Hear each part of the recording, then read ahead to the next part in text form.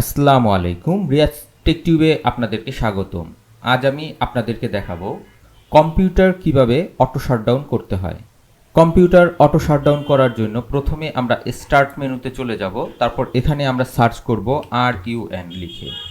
Run লিখে search করার পর প্রথম যেই অ্যাপসটি চলে এসেছে সেই অ্যাপসটিতে আমরা ঢুকে পড়ব। এবার এখানে আমরা লিখব শাটডাউন, তারপর একটা স্পেস দিব, তারপর -S দিব, তারপর একটা স্পেস দিব, তারপর -T দিব, তারপর আমরা একটা স্পেস দিব।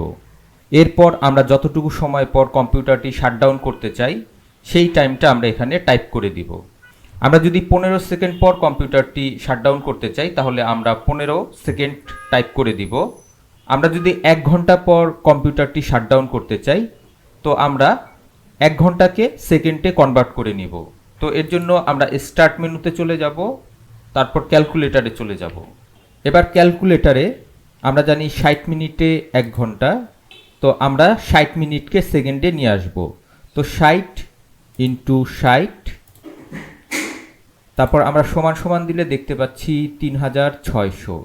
এটাকে আমরা কপি করে এখানে পেস্ট করে দিব। এবার যদি আমরা ওকেতে ক্লিক করি তাহলে আমাদের কম্পিউটারটি 1 ঘন্টা পর শাটডাউন হয়ে যাবে।